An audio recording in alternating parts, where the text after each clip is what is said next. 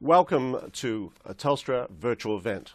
Today we're going to talk about winning in China, what you need to know about how to succeed and the challenges in this wonderful, fast-growing, exciting economy. And here to help me and here to help you are a wonderful range of guests from the world of business and government. If I may introduce from my far right, Martin Huckabee from King & Wood Mallisons, wonderful firm that is the embodiment of the China-Australia cooperation. Next to him we have C.T. Yan from Telstra, and who's going to talk about a lot of interesting things that Telstra's doing, as well as how Telstra can help you. To his left we have Philip Ivanov, who is one of the key partners of this event. Thank you, from the Asia Society. And to my left we have Bing Lui from Austrade, who's going to talk about how the government can help you. It's true, they can help you. And to my far left we have Spiro Papos from the National Australia Bank, who's going to talk about some specific growth sectors in the China story. We don't need to say too much about the China story, because every day we live with its promise and we hear what's going on. But what we need to have is insight. So the whole purpose of the next hour is to give you some insights, some dot points, if you like, to further your business. Now, if you want to make some further contact with these fine people on this panel, there's information on your screen, and you can link up with them in LinkedIn. They're only here to help. So to kick us off with an overview, I'm going to ask Philip from the Asia Society just to draw out the big picture, if you mind. Thank you, Peter. Look, I think the businesses and individuals that are willing to enter or interested to enter into China have to realize first and foremost that it's a very different environment to Australia, but at the same time it is driven by the same market dynamics that the Australian economy is driven. It's understanding the differences and similarities at the same time. And sometimes people get caught up in thinking too much about the differences, and that stops them from taking a risk. And with any market, whether it's China, Australia, or any other country, taking a risk is actually a very important part of the equation. Yes, I mean, it's not risk-free, is it? No, it's not at all. The other aspect of the decision-making, I suppose, that I wanted to talk about is that China is an interesting country because it sees itself a little bit different from what the other countries see themselves. And I personally have a theory that it's probably the big nations of the world always have a bit of exceptionalism in them, and they see themselves a bit differently. Mm-hmm. And I think that it's quite evident in the way that China sees itself. It sees itself as a civilizational power. It sees itself as a power with 5,000 years of history, which is absolutely true and correct. Undeniable.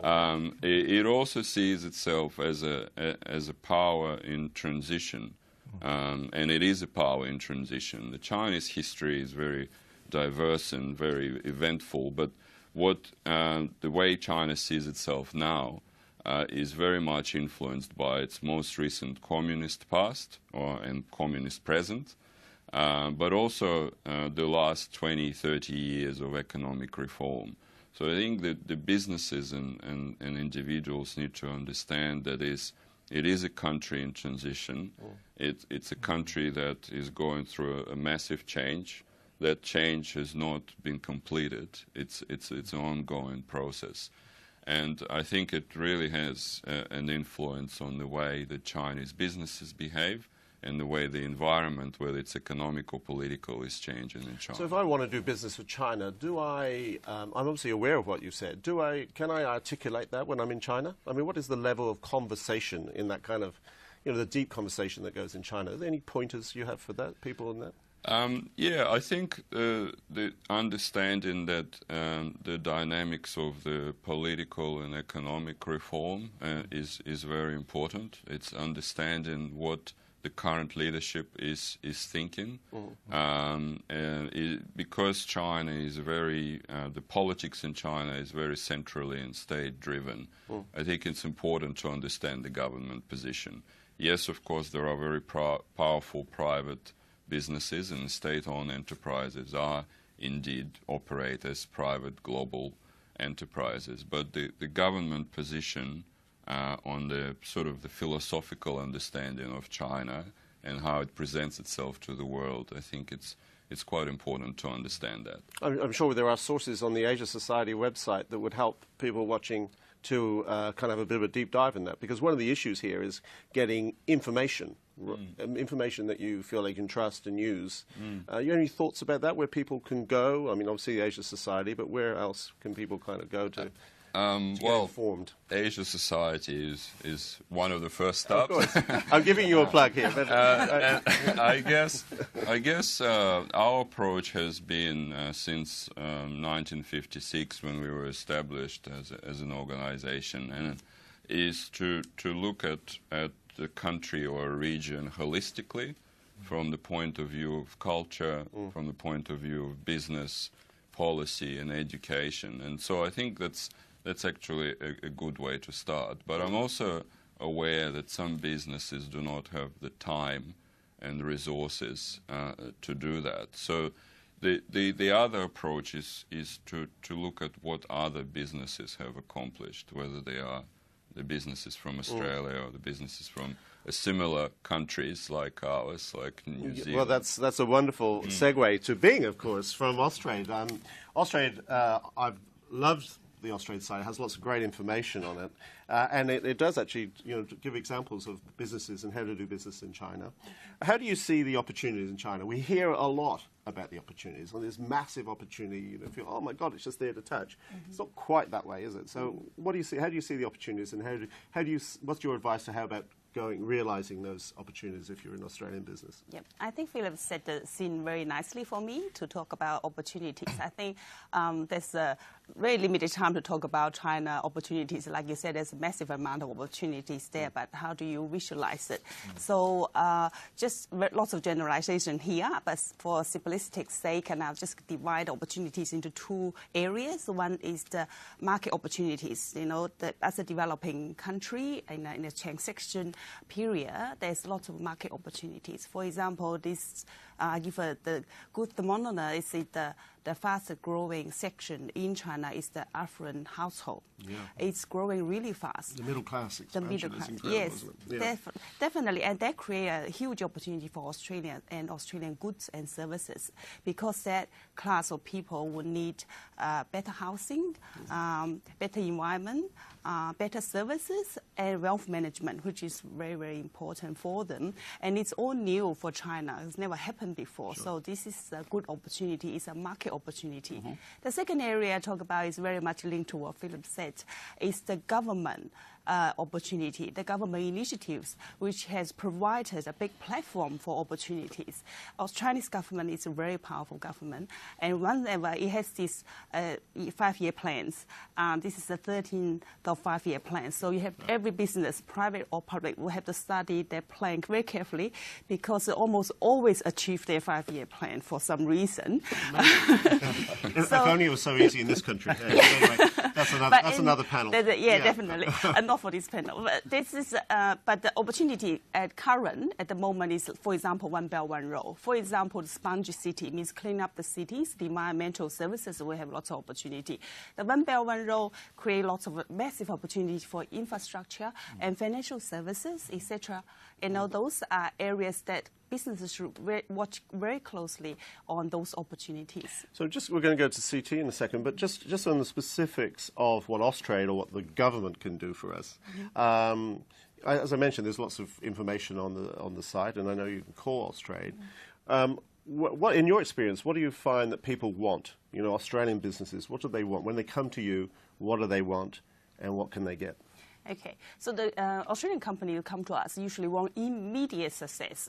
Come to China, I'm here now, sign a deal and sign a contract. But this is not how the business is done in China. It's very different from there. So basically what we wanted to see, to ask the company to do, is to look at the challenges and look at your resources and balance that, and have a strategy in place for China, most importantly. And Australia and many other government agencies are there to help. And most importantly, is that Australia government actually has the largest footprint in China as a government agency, providing full support for Australian businesses. Just one small point, then we'll go to CT. But when people say, "Oh yes, I'm in China now. Why isn't it raining money?"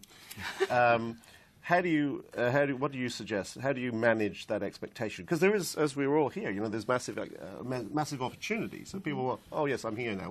Why am I, you know, now I need to be a millionaire, sort of thing. How do you manage that expectation, and what's your advice? Well, the expectation is that you see the big opportunities, so does everyone else. So there's lots of competition, including international competition and domestic competition. And CT will explain more detail on that. Absolutely. And the other thing is we all talk about network. You know, people say, if I know a Chinese, Peter, you're Chinese, I know you are going to bring success for me because I have a network now. But it's not like that. Right, okay. These are great points, and maybe we can expand in them when we get questions from our audience, and I see a few are already coming in. CT, let's deep dive on that. The specific challenges you see for companies, not necessarily from the Telstra view, but I mean, wonderful that Telstra's here and wonderful that it's hosting this event. What specific challenges do you see? Okay, I think one of the biggest challenges is that, you know, China is a real huge market that, you know, there are a lot of the local enterprises that, including the state-owned enterprises, they are trying to compete in I can say that almost every market, every industry, or every regions. You know, they are always trying to compete seriously in terms of prices, and also sometimes they can move and expand in a very dramatical way. So, you know, as a global company or as an MNC, when we are entering into China, I think one thing that we have to prepare is that we have to understand where is our strength. And also, for example, also what are the values that we are going to bring to our customer. So in such a way that we can follow our strategies to know how do we want to success in China, rather than just competing in the same way as those local competitors they are doing. And the second things that I also want to highlight that other than those government challenges, policy challenges, and those things, is that about the human resources challenge. You know, many people say that staff are the major asset of a company. Okay, in fact, I do agree with that. And in China, this is even more important. You know, as what Bing has mentioned about the relationship. Okay, because in China, this is a society always talk about the relationship, or in Mandarin we call it 关系. You know,关系are always built between companies. Okay, and also more important, built between peoples. Okay, so hiring a good and suitable people in China is very, very important, but very difficult. Why? Because, you know, in China, in many of the industry, even though they are very, growing very fast, but many of them are still too young. I mean, in terms of the years of operation. And at the same time, some other of them, even though they have a long history, but the point is that they are too traditional. Okay, in terms of comparing in terms of culture, in terms of the way of doing things, they are completely different to the other part of the world. Okay, so I think to look for an experienced person with local experience, with the 关系, and also who have the global mindset is really a big challenge in China. Well, just on that point, we've had a question come in from Ming, who's talked about recent reports of the increase in Chinese labour, and that is the increase in cost of Chinese labour, and that's forcing some foreign companies to actually relocate outside of China. Is that so, and is that a problem for the Chinese economy and for Australian businesses want to do business there? I think this kind of yes and kind of no, because what we are talking about increasing the salary increase is happening all over the region of China. But always remember, you know, for example, those what we call the tier 1 city like Beijing, like Shanghai, like maybe Shenzhen and Guangzhou. Yes, the salary, the wages, the cost of wages are increasing a lot. However, there are still some other part in China that the wages are still not that high. For example, like the southwest part of China, or some of the cities just besides the tier 1 cities. Even though their wages are growing, but still quite low compared to the other part of the world. So I think there is still the opportunity. Okay, that's great. And we're going to move on to Martin from King & Wood Mallesons. Part of, part of this great promise, underneath that there is some regulatory and some cultural fit. We just talked a little bit about the culture, but there's some regulatory and sort of, doing business in China is a particular thing. You guys have got a lot of experience on that. What's your key points for that? Look, I'd describe it all a little bit like going to Bondi. Some people might choose to sit in a cafe, have a coffee. They might want to contract with a partner here in Australia who will take their goods, sell them in China, relatively low risk, just sit back and take advantage of the opportunities, of which there are considerable, particularly in areas that are of interest to Chinese consumers, for example, nutraceuticals, vitamins, food and beverages. Some people will choose to go and sit on the sand and sunbathe, and those people, I think, absolutely they should apply sunscreen, they should wear a hat, they should watch out for the sun, but enjoy the environment there. And that might be setting up a company in China, that might be setting up a wholly foreign-owned enterprise, a company they own themselves. They can use that company to help them build relationships, which I agree are very, very important. They can use that company as a route directly to go to market. Others will choose to get in the water. They'll form a joint venture. They'll form deeper ties with Chinese companies, and that can help them break down some of those barriers to help them enter those tier 2, 3, and 4 cities that we've just mentioned. And there, I think, are where probably most of the opportunities will lie. But as I said, not everybody can swim. Not everyone is going to take that route. And initially, there are a variety of options, and any of those might suit. The key is for a company to sit back and say, well, which products of mine are going to be of interest? How do I get involved in China? What model is going to suit best for me, and how many resources I might have to apply? Great. So let's talk about sunscreen for a second. If I want to get on that sand and I want to sunbake a little bit and I want to reap the rewards of that, what do I need to know? What specific things do I need to know? I mean, obviously I need to go to King & Wood and Malice's for a chat, but I mean, apart from that, what else do I need to do? You need to know where you're going to set up. Right. You need to know what products you're going to sell, what services. You need to know how much money you're going to put involved in at the start, how many employees you might want to hire, and what sort of route to market you're going to have. And there are a variety of options depending on the products you sell, the services you might be supplying. I mean, Australia is in a very, very fortunate position because a lot of what we have to offer is essentially what the Chinese want. When I first moved to Shanghai 8 years ago, a lot of the work I was doing was around sourcing and procurement, so people buying widgets and tins of beans in China. Now it's all about selling to Chinese consumers. And there lies in a lot of where the growth is. Yep. Okay. So that's where you need the sunscreen. Just a quick point before we move to Spiro from National Australia Bank. Do you find, as a general rule, that Australian companies who do, want to have a coffee and then they want to get on the sand, I'm not sure if that is the progression, because it's not necessarily a logical progression. You can still want to have a coffee and never want to get on the sand. That's point one. Well, maybe I'm stretching this analogy too far. But second point is, do you find Australian companies are, generally speaking, understand the challenges in front of them? I think actually that is a problem, but probably the extreme of that is more the issue. That there have been examples in the past where Australian companies have gone into China, they have probably not assessed the market as best they should. Maybe it was at an earlier stage where regulation was still evolving, the Chinese authorities weren't as sophisticated as they are now. They've lost a lot of money and they're very happy to tell everybody who will listen, don't go to China, it's a very dangerous place. But I think actually when you see companies like Blackmores, when you see companies like Goodman, they're really taking advantage of the new opportunities that weren't even there 10 years ago. The growth of e-commerce, m-commerce in China, the opportunities around food and beverages and the like are so considerable. I think Australian businesses should be pursuing those. And if they're concerned about those risks, the way to deal with them is to maybe think about trying all of the different options. Start with the coffee, then progress from there. There are a lot of traps that I think people can fall into very easily, but a lot of those can, I think, be predicted in advance. So if you go to Beijing, for example, if you meet with some Chinese counterparties, they take you to a beautiful banquet meal, you sit by Joe, you have a great time. When you're on the plane back and everyone's patting each other on the back and saying, fantastic, we're going to do a deal and we're going to be very, very, very, very successful in China, the thing to do at that point is to sit back and say, okay, what planning do we have to do? What do we think the Chinese side are really looking for? Are our interests aligned? How can we prepare for this? And let's recognize that the success stories in China for Australian businesses are typically those that involve a very slow, long, drawn-out initial path and then massive exponential growth thereafter. Yes, that's really very, very good point. And we might all, as a panel, think about how we cope with sharks at some point later on in the discussion. But now I'd like to turn to Spiro from National Australia Bank. You do wonderful work in China.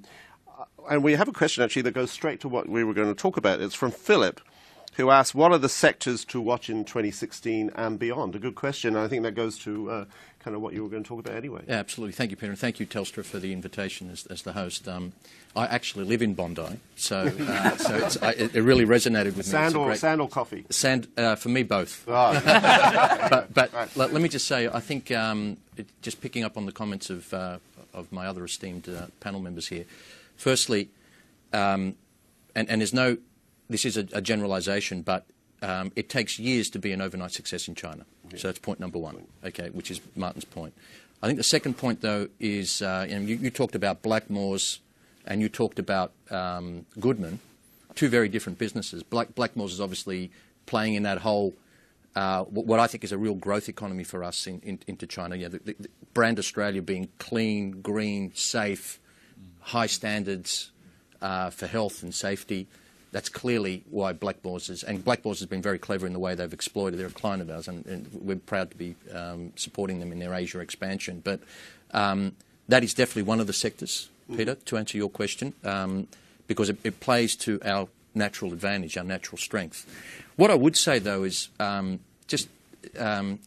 winning in China is an interesting phrase, but if you actually think about our Australia's connection with China, there's essentially been three phases. One has been around what I call the rapid industrialisation phase, with mining and resources leading the way for us, and that's actually been an easier game, right? It's a B2B type of game. It's the steel companies in China calling BHP and Rio and Fortescue, etc. Ship it over. Much more straightforward. Yeah. Now we're now going through this transition that Philip mentioned, where they're becoming more consumption and services led, and it's become more of a tertiary, sophisticated sell around services.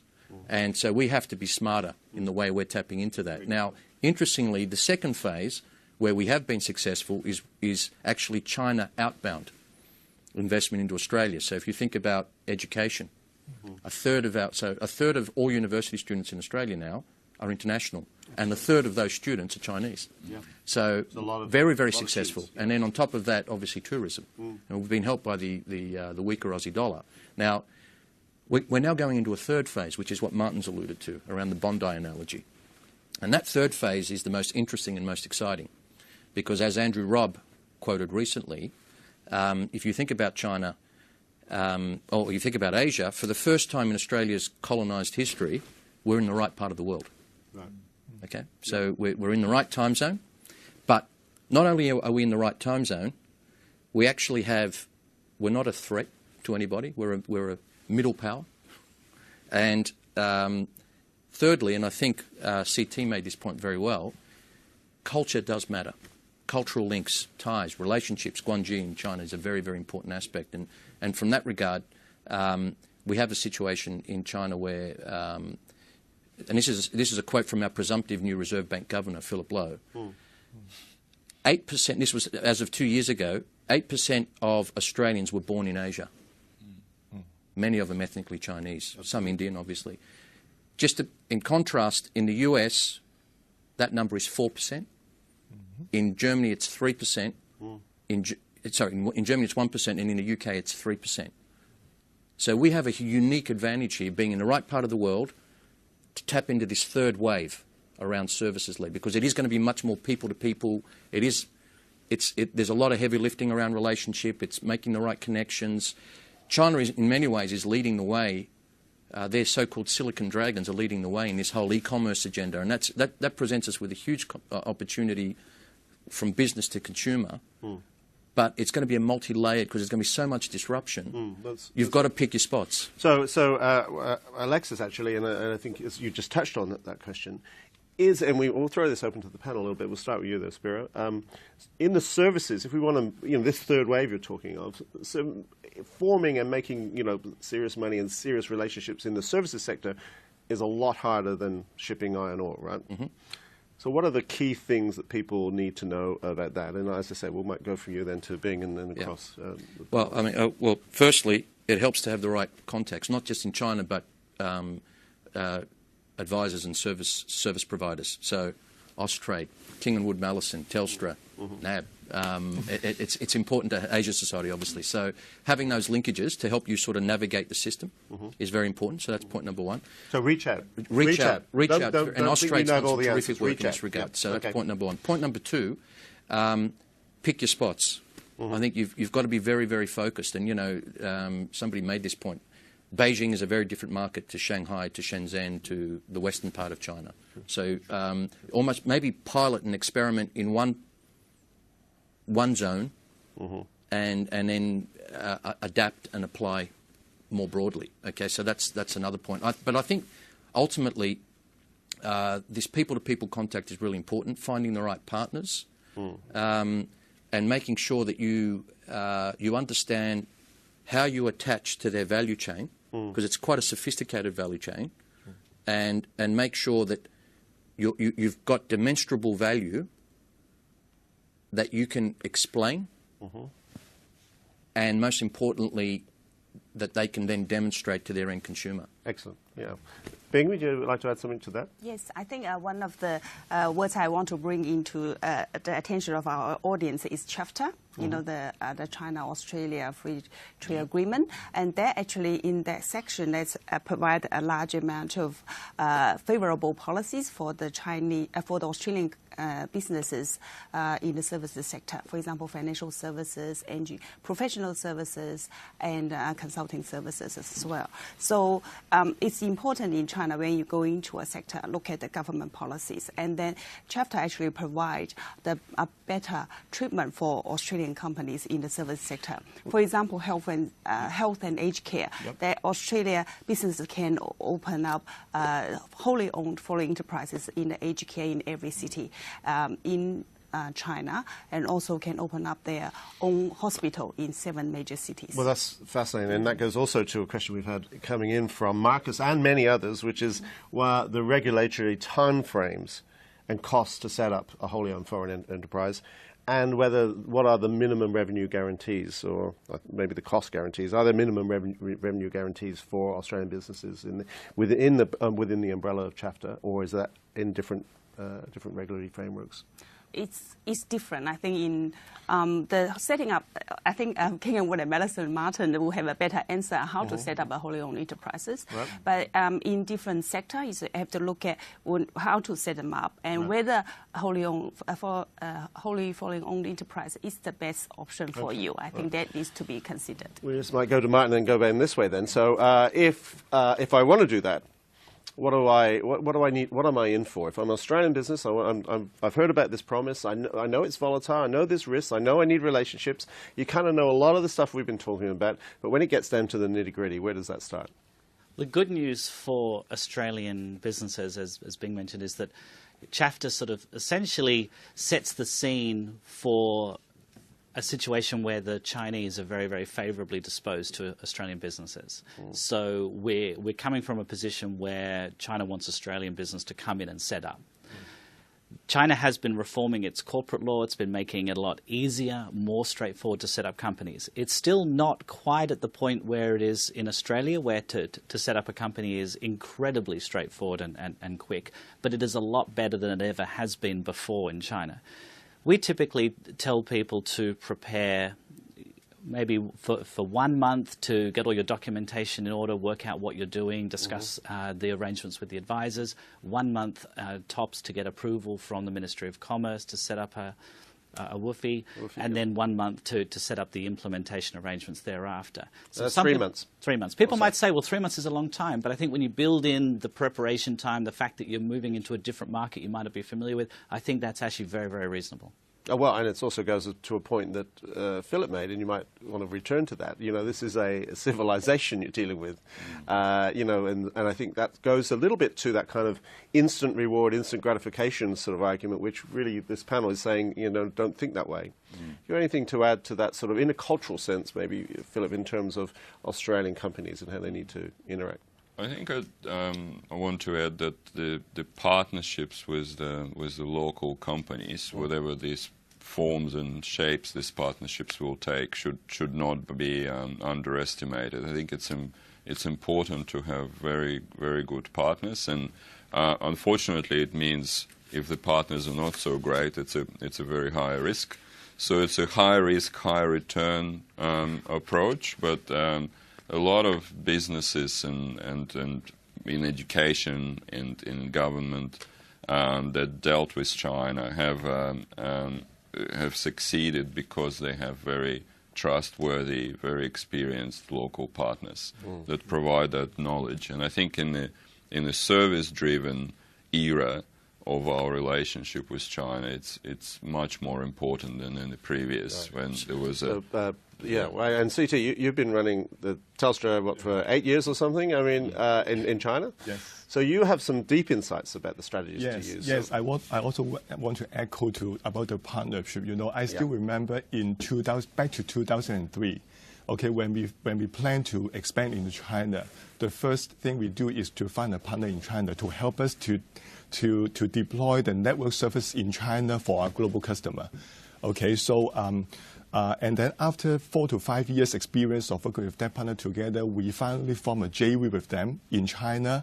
And then I remember within 1 year after the JV form, we've been granted the license, and then we started operation with that partner together in China. Until nowadays, we're still working with them very good.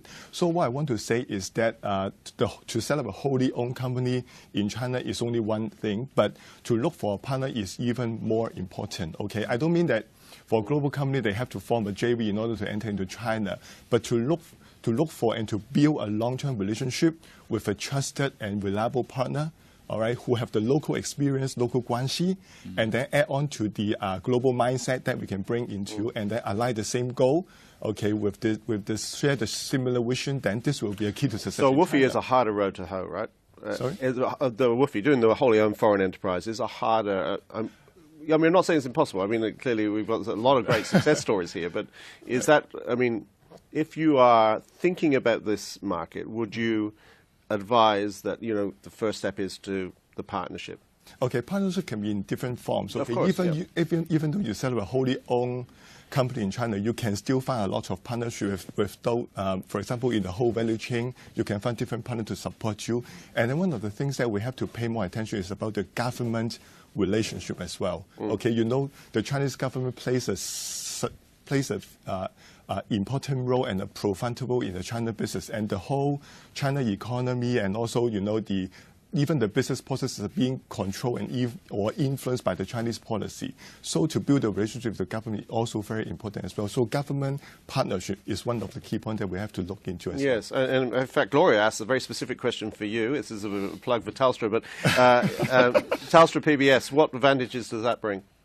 Okay, in fact, short, you know, it's not an ad. You know, nowadays, the telecommunication service provider, no matter in China or not in China, we are no longer just to provide the data or voice services to the customer. Okay, but you know, nowadays we are playing a very important role that we support the companies in terms of the e-commerce business, in terms of the communication solution. We are just like a partner to them. Okay, so like Telstra, okay, in China or in that part of the world, we have the global experience and also the on-the-ground expertise in different countries, especially in China. We can bring we can make a difference to those enterprise when they go into China. Then we can help them to navigate through the complex operation environment in China. Okay, well, okay. There's more information on the website, and yes. follow you on LinkedIn. Talk about small business here, and let's talk about the smallest, most innovative part. One would argue the startups. Are there opportunities, Spiro, just starting with you, we'll go around again, for startups? I mean, so for Australian startups. For Australian startups. Yep. So, you know, our Prime Minister, or our current Prime Minister, who knows what happens after July 2, but our current Prime Minister says it's the most exciting time to be an Australian. I do hope he's right. And part of that excitement is about innovation, and part of that innovation is very much about startup culture. Is that a place to think of, China, or is that a little bit too hard? No, look, I think it's an interesting question, Peter, because I think early stage companies in Australia see the opportunity in China as, and you can't ignore the major demographic, the burgeoning middle class, all the things we talk about. But in order to sort of tap in the more immediate opportunities, whether it be that in sort of education, so for instance online education, private healthcare, hospital. China's just bought the third largest private hospital provider in Australia. Yep. Because they see the opportunity and they want the expertise. But for startups, the biggest challenge is going to be navigation, and being aware of how their attachment point into those value chains. And so my natural, honest inclination would be to say, focus on, if you're focusing on China, it's a wonderful opportunity, but it's a long-term game. Yeah. Right? So if you're an early stage company, and it's your own sweat and money that's going into the investment, I'd hate for you to lose all your money by going in with a very short-term mindset for short-term gain. I think it's a long-term, relationship, partnership building type of exercise. So concepts like angel funding and seed funding really are not necessarily in this sort of mix. Is that what we're... No, look, I mean, I think within the context of, I think if I was an angel investor looking at an early stage company in Australia, who has I'd want to make sure that they have a very compelling entry proposition into China. Yes. Because as CT alluded to, it's a higher risk venture. The rule of law and the way things operate there is just different culturally to the way it operates here. So we talked a lot about sectors, and perhaps we can drill down a little bit into products and specific products and services. In terms of Australia, you get a lot of inquiries about China. Is there a kind of trend here? Or is there a sort of Australian companies wishing to do business in China? Where are they coming from? What do we learn from that? And I do think there's possibly a separate virtual event that talks about what Spira said, which is China coming to here. I mean, but we can touch on that as well, because obviously that is a very important part of this discussion. So what specifics, if I'm thinking, gee, I really want to be part of the China story, how do I, and I've got some ideas, where should I be putting my energies? You got any thoughts about that? Okay. Where are you getting demand from, I guess, is also. I just want to add to your previous question about the startup companies. I think we also established, the Prime Minister announced that we launched the Shanghai Landing Pad, which is for innovative and startup companies in Shanghai. Although, Shanghai is not the only city, but we just based there, and the landing pad is in Shanghai to help Australian startup companies or innovative companies to explore the China market. And there's lots of different cities has different strengths, like in China. Like Shenzhen is probably seen as the most innovative city because it's much younger generation there. The average age is about 30, under 30. And so it's lots of good companies there being very innovative, for example, Huawei. And Beijing, Zhongguancun is another area that has lots of startup companies with probably a developing system, including angel funding, seed funding, and venture capitals, etc., there to support startup companies, including Australian companies, foreign companies there. Or the government also provide funding and space and policies for startup companies there from Australia government and from the Chinese government that we provide support for. So there's quite a bit of support for startup companies. And more information on the Australian website about the Shanghai Landing Pad. Yeah, that's right. And in terms of the other in terms of other question, I think that Spiro mentioned about this trend about 10 years ago it's resources, and then recently in the last 5 years it's about food and beverage, agribusiness, and health products. That's what the Australian companies, and there's a demand from China and the matching supply and from Australia that's doing very well in China. And gradually we think there's a lot more services coming up, partly because the Chinese investment coming into Australia, and before they sort of do everything on their own and they think they can do it in Australia, but now they are more and more using professional services and other services in Australia and helping to establish their operations in Australia. So that's where they started engage in the services sector, and that will come to the wave, the next trend going from the Australian service sector going into China to services Chinese companies in China. Spiro, you had something to add? I just want to echo Bing's comments, but to build on those, food and agribusiness definitely in the last 5 years has been a big area. Obviously, with a burgeoning middle class there, changing food patterns, greater interest in high protein, edible oils, grains, etc. Australia is very well placed logistically and so from a cost, but also from a technical expertise and farming know-how, etc., to tap into that opportunity. And obviously the clean, green, safe brand plays into that. The other thing I would add, though, is you touched on healthcare. We've seen the examples with Blackmore, etc. Education into China. Yeah. And then the final one, which I think we're given the Paris round last year around climate change and the sort of the positive developments there.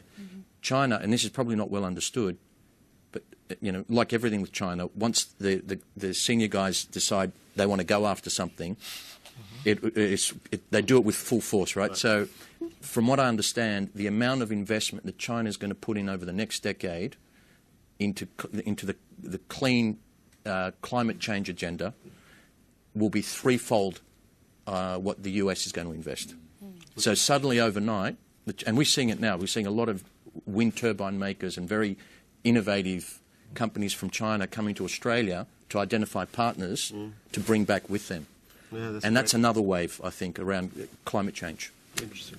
Interesting. I want to move out of that a little bit and go to not necessarily the darker side, though we are going to get back to your sharks, because but I want to start with you, Philip. We've got about 10 minutes or so, and then we're going to be wrapping up. So it's not a straightforward relationship, the Australian-Chinese relationship, just as the US-China relationship is not a straightforward relationship. How do we, and it often seems to me that there's a question of trust. How would you sort of assess the temperature of that kind of Australian-Chinese trust relationship? And I mean, where do you think it's going? Is it going up, down, cross, sideways? Big question here, and maybe a couple of dot points on that would be great. Well, thanks for giving the easy question.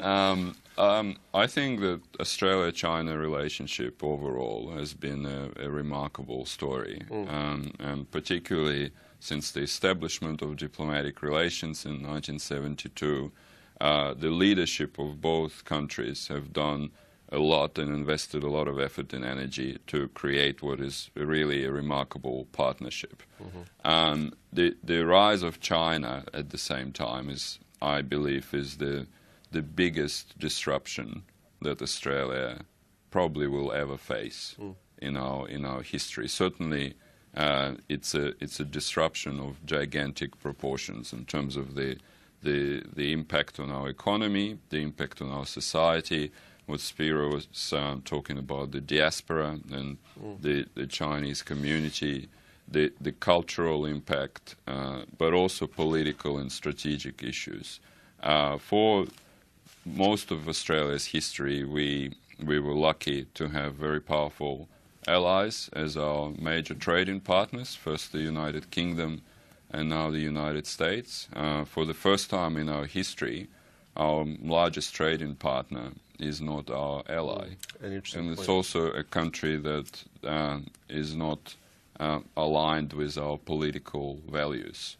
So we have some problems or challenges that we have to deal with in this front as China's power is expanding, and our close relationship with the United States does not necessarily allow us a lot of space and time for maneuver.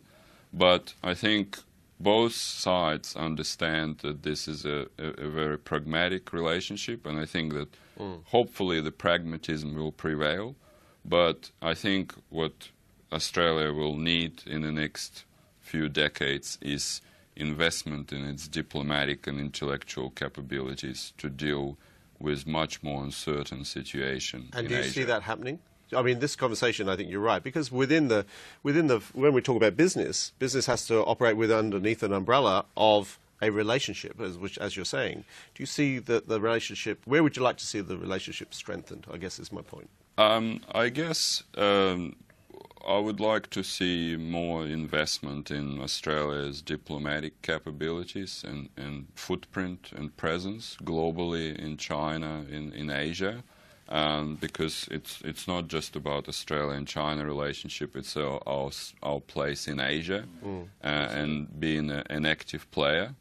So diplomatic capabilities is one. I think investment into our own capabilities to invest, to deal, to to trade and to learn about the region, and China having a central place in that region is very important. It means education, it means the cultural awareness. So I think we basically need to build up our toolbox for the next couple of decades to be a successful power in this very important region. And I'm going to get a little bit more specific with Martin about, I'm going to go back to your sharks. So a part of this debate, perhaps the darker side, as I say, is the risk and the fear of losing your IP in China, being ripped off in various ways. Faoud asked the question, in my experience, international business find it difficult to get paid and struggle with business culture in China. But one of the panel expand on the audience how this is changing. And Alexis asks, how prevalent is the IP risk going forward when compared to the past? These are good questions. They come up all the time in this debate. So how does Australian business mitigate against that? Because, obviously, there's millions of wonderful people in China, but there are the occasional shark, right? There is the occasional shark. What do they do? Absolutely. Well, at Kingwood Melsons, we've come up with this concept of AQ, or Asia Intelligence. So about understanding these points of difference and how to proactively deal with them in advance. I think a lot of the problems Australian businesses face around intellectual property breaches and the like can be addressed by preparation up front. Right. So if you're a company that's found, you find that someone is using your brand in China, then the question is, well, did you trademark your brand in China first? Well, if the answer is no, well, that was an opportunity you missed out on. So if you're looking at going into China, think ahead of time. Oh, well, I don't want to go in now, maybe in 5 or 10 years. Well, why not prepare? Register your trademark now, have that protection up front. If you don't have that protection, by the way, what do you do then? If you didn't trademark it? I would say that doing business in China is all about pragmatism. So the Chinese are very pragmatic, and you can normally negotiate a successful outcome in these kind of situations. The issue around intellectual property, though, is definitely a live question. I mean, China has come from a position where the system that they had for IP enforcement was relatively weak. It's a lot better now. Chinese companies are registering patents around the world. Right. As Chinese companies like Huawei, Lenovo get bigger and bigger, they themselves are very keen to see China protect IP. They themselves are lobbying the Chinese government to strengthen protection in this area. So this is improving all the time, along with the quality of the judges and judicial system that might hear these kind of disputes. There's also, I think, for Chinese and Western companies, an opportunity to sort of recognize that there are always cultural differences. I think China is not becoming necessarily more Western, but it is becoming more international. So there is an internationalization. As Chinese companies are investing abroad, they're having the chance to experience Australian culture and the like, and that will, I think, also improve the prospects and reduce the likelihood of miscommunication. But what I always advise and recommend my clients to do is to not necessarily look at a particular business situation or problem through their own eyes, but try and look at it through the eyes of the counterparty. So in Australia, for example, if you're negotiating a contract, what you might be very focused on is having a signature on the page and then having a signing ceremony. And for sure, the Chinese are very keen on signing ceremonies as well, with banners and dragons and drums and all the rest of it. But what is really important about the contract is not necessarily the signature on the page, it's the process you've gone through to negotiate that contract. And for those companies that have taken the time to prepare a bilingual document, keep it short and sharp and focused on the main issues, they've gone through the process of discussing that with the Chinese counterparty. In my experience, they have a much, much better prospect of there being an alignment of interests and success at the end of the day. And some of these issues that you've highlighted can be avoided through that preparation. CT, you've had a lot of experience. You've been to a lot of signing ceremonies, I'm sure. You got anything to add to that in terms of protecting yourself, I suppose, and understanding the two key words there? Yeah, of course, I think some of the international way to protect the IP that can also help in China as well. But I agree with him said about when we are talking about the contract with the partner, negotiating the contract with partner. I think the process of negotiating with them is more important than only signing the contract. Okay, my experience, like for example in China, when sometimes when we are talking about the contract, Okay, the contract doesn't mean everything. Okay, but at the back end, the relationship, the guanxi and of those things is even more important than what we have signed on the contract. Sometimes when we bring the contract to the court, they will not explain, interpret in the same way as what we interpret outside China. Okay, so I think this is one of the things I want to add on. Being just quickly on that point, there's within ChAFTA, talk about IP, there's a lot of discussion about IP within ChAFTA. What takeouts would you have for that for Australian business, apart from read the document?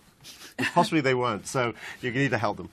Yeah, I think read the document is important, and then seek professional help. I think is another one, and then because I think that's not meant. Just don't count on yourself to understand what it says in the document or is in the Chinese court. I think, like CT has said and Martin has said, a contract is a beginning, not the end in China. That's every one of us had that experience. I think it's very important and wise to all Australian businesses is to seek help and make sure you're prepared.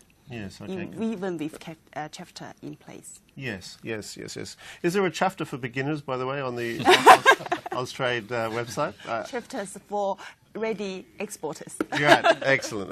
Well, check it out. Spread the word around because many people don't know the existence of ChAFTA, which is very, very important for Australian businesses to bring Australian business up to the level playing field and increase their competitivity in the market for Australian business in China. Well, we're going to start summing up in a minute, but just one quick question that came in I thought was interesting for you, Spiro, was in the online retail space, appears to be growing in China, which it is all over the world. Is there a specific, how do Australian companies tap into that? You had any experience of that in terms of that? Many examples of that. I thought you might have. Multiple models. So one model is to protect around the intellectual property right issues. There are sort of established middlemen. So I'll give you an example. In the horticulture space, there's a company set up in Hong Kong by Australian horticultural industry players, and they now have through that company in Hong Kong, so the legal construct is based on sort of, if you like, British law. Yeah, got it. This company has a facility onshore in mainland China to sort of showcase Australian product. It's a whole floor. Yeah. So consumers or large consumer companies in China can come and touch the product, feel the product, see if they like the product. So that's one model where Hong Kong is sort of like a nice gateway. Yep. The other model is you go to the mainland, maybe to one of their free trade zones, etc. You make sure you have a good legal firm by your side. Sort of by your side, and I think that's probably to the point that Bing made. That's probably for more established players, established exporters, and people who've got more experience. Right. So there's multiple models. Okay, that was a question from James, and if James and others want more information about that, they can come to me and I can talk to them. Okay, well, again, all our panel. So I'd like to start summing up. We had a lot of great questions from people watching, and as I say, there's a lot of great resources and information on respective LinkedIns and web pages. Martin, you're looking at me. Give me your 30-second takeout. Key points. Give me 3 things that people watching need to know. When doing business in China, it's all about having a strategy up front, working out the possible risks and preparing for them. And I think strategy, risk, prepare. As long as you do that, absolutely no problem at all. And I think there's a tremendous number of success stories that we're going to continue to see from Australian business. Build an ecosystem of advisors and contacts. Make personal connections that way. It doesn't have to be through formal joint ventures. I completely agree with that point. And don't think also about the China opportunities as just being in China. There's so many Chinese now coming to Australia all the time. Think about whether part of your business in Australia can involve tapping into those. And that might be an opportunity for startups. They can avoid a lot of those costs and expenses of going to China by looking at partnering with people here in Australia. Wonderful points. CT, your takeout. Give me your 30 seconds. I think there's some great stuff there in mind. Okay. Add something to that. All right. One thing is about the government. Yes. Okay. Always remember, different regions of the government, they have different objectives sometimes. Of course, they have a big objective from the Beijing government, but in different regions or even different cities, they have their different objective for different KPIs. Okay, we have to understand them. So understand the city. Yes, understand that, align with the goals, and then how to put yourself into their process, into their procedure to go into the KPI, then you can get the benefit as well. That's Sage advice. Spiro, what would you say? What's your So, 2 points? just sort of building on Yep. on the comments, I think the first one for me is make sure you, especially for the services, going to this transition to a more of a services-led opportunity in mainland China, it's much more about people to people. So the cultural, the Guangxi point that CT made, I think, is a very important point. Make sure you invest the time to build the right relationships. Can I ask a quick question on that? Language. How important is it to be able to, I mean, I'm not expecting people to be fluent, but how important is it to know language and other kind of cultural cues? It's very important. Yeah. I think on the language side, I think the advantage we have, to the point that Philip Lowe made, we actually have, in my team, 30% of my graduates are Chinese. Right. So your language problems are solved. Not solved, but it's, you can embed them. Yeah, but right. my point is, I think I'm just a subset of a microcosm of what's happening in the broader Australian economy. It's becoming more Asianised, ethnically Asian, and China's leading the way there. But so we can tap into that diaspora. Yeah. Okay, and that's going to be a critical ingredient. Again, this may be a bigger question, and maybe it's a richer seam, too rich a seam to open right now. But education in this country, I've got kids in school. They learn a little bit of Chinese, then they don't. Then they learn French, they learn Italian, or whatever. They should be learning Chinese. Is there? We've got a problem here. I've got 2 teenage daughters, and I've been trying for the last. I've failed, by the way, but I've been trying to get them to learn Mandarin. Yeah. And they've decided to do Spanish. But my point is, if you're serious about, and China is a long-term game. It's a multi-decade, massive opportunity. If you look at all the demographics, it's irrefutable, indisputable. There are going to be bumps along the way, but invest the time and invest both in understanding the culture, the nuances, the language, the regions, because all the regions are very different, To Bing's point, which was a very good point, it's sort of the contract's just the beginning. It's all about building trusted relationships. Okay, Bing, your takeout. I mean, we've heard some wonderful stuff here, and again, I repeat, there's lots of great resources. Australia's a great place to go. There's lots of places to go for follow-ups. Your key points for people watching. Yes, lots of opportunities, and it's time to look at China. If it's not the market for you now, it should be impact on your business in the future as well. So look at the opportunities and understanding your product, your services, and study the market. Build your network now, even though you're not in China. Build around you. There's enough expertise in Australia. Even the Chinese companies in Australia or students leverage from what you have around you. Build your knowledge and understanding. The understanding of China is very minimal, considering so close with China. So start now. Yeah. Start now and prepare for a longish game. Yeah, and also just take notice of the government support in market for you, because it's very, very important in China to utilize the government support. You are, indeed, you're the government and you are here to help. Yes, the Chinese business perceive government as almost an extension of the government, of course. There is also a trust, like almost endorsing the Australian business as the key quality. It's the imprimatur of the government. Yes, I understand. That's right. Philip, well, you were the first to speak. You're the last to sum up. We've got about 40 seconds left. You have 20 or 30 seconds of those, so over to you, my friend. I think my colleagues summarised it very well. I thought they did too. Just a final point, really, is it's a good time to get excited about China. I think it's a very exciting opportunity. You almost sounded like the Prime Minister. It's never been more exciting time to be in Australia-China relationship. Yes, indeed. I'm glad someone said it. But your key takeouts, though, in terms of the kind of overarching picture. Yes, I agree with you, and I think we're getting that sense from from this discussion. I guess invest into your research and your capabilities, and understand it as a market, but also as a culture, as an entity, as a political structure. I think it's absolutely essential. Okay. And then pick your partners and just go for it. Pick your partners and just go for it. I think that's a wonderful way of summarising this discussion. I hope you enjoyed it. Thank you so much for your questions. There's a lot more to be said and done, but I really hope you've enjoyed your time with Telstra Virtual Event. Join us next time. There's always something exciting to talk about on this time. And I'd like to thank my panel. You can't clap them, but I'm clapping them.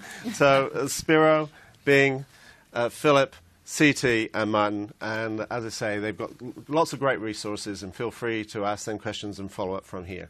Thank you very much for joining us, and enjoy the rest of your day.